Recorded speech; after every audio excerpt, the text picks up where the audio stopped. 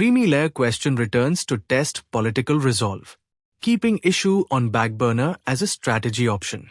Author K. Ravindran.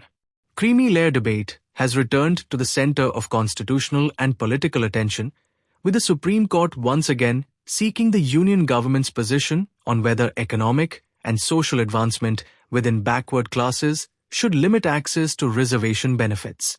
The court's renewed query, coming after two earlier notices that went unanswered, has highlighted a long-standing reluctance within the political executive to confront an issue that sits at the intersection of social justice, electoral arithmetic, and constitutional morality.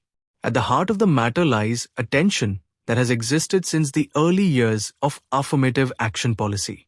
Reservations were conceived as a corrective for structural and historical exclusion aimed at ensuring representation for communities systematically denied access to education, employment, and power.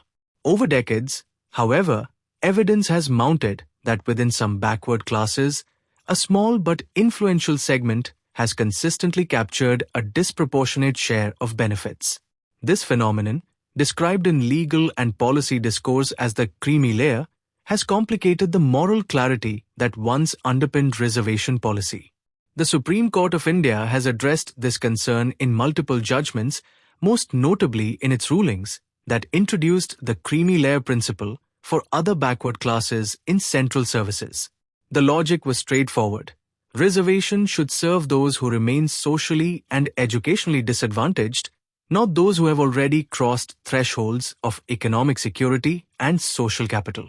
Yet, despite judicial nudges, implementation has remained partial and uneven and politically contentious.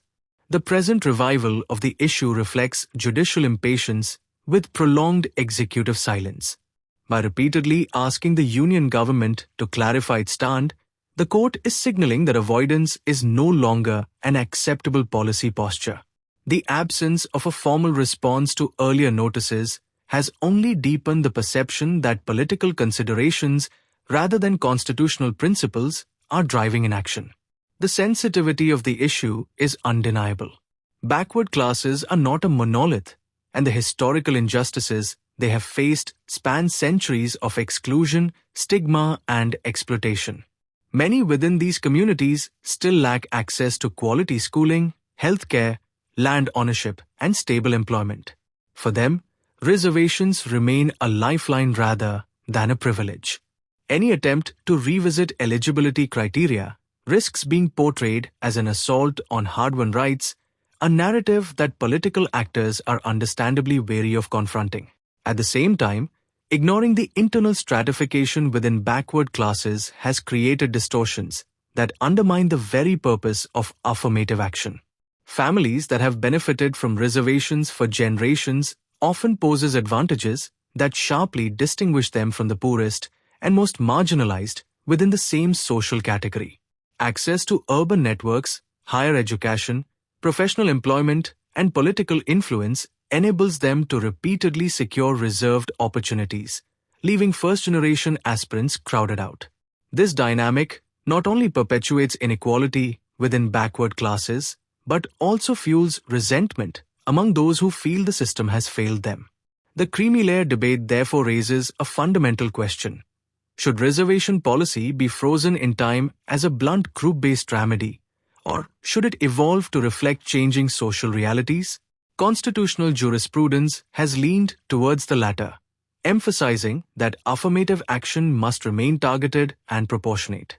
The court's insistence on revisiting the issue suggests a concern that the original rationale of reservations is being diluted by inertia and political caution.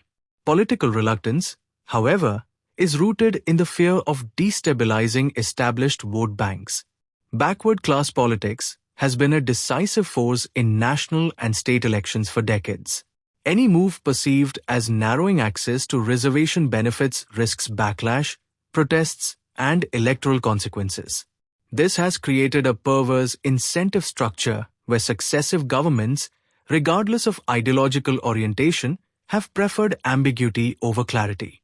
Yet, continued evasion carries its own risks. As the benefits of reservation become increasingly concentrated among a small segment, the legitimacy of the policy itself comes under strain. Critics of affirmative action often cite creamy layer capture as evidence that reservations reward privilege rather than correct disadvantage. Without credible reform, these critiques gain traction, potentially eroding broader social consensus around the need for reservations. A more nuanced approach is therefore overdue. Recognizing creamy layer exclusion does not negate the reality of historical oppression. Rather, it acknowledges diversity of outcomes within oppressed groups. Economic advancement, stable professional employment, and intergenerational educational mobility are markers that can reasonably indicate reduced need for affirmative support. The challenge lies in defining these markers in a manner that is fair, transparent, and periodically updated to reflect economic changes. There is also a moral dimension that cannot be ignored. When individuals who have already benefited substantially continue to claim reservation advantages, they do so at the expense of others within their own communities.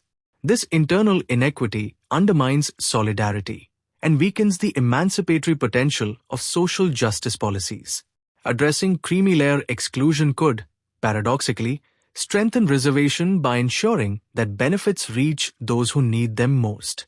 The judiciary's renewed engagement suggests an awareness that deferring the issue indefinitely is no longer sustainable. While courts must tread carefully to avoid overstepping into policymaking, their role in upholding constitutional values includes ensuring that affirmative action remains aligned with its foundational objectives. By pressing the executive for a clear stand, the court is effectively asking whether the political system is prepared to reconcile social justice with evolving social realities. Ultimately, the responsibility lies with the political executive to articulate a principled position. A transparent framework for identifying and excluding the creamy layer, coupled with robust data collection and periodic review, could address many concerns.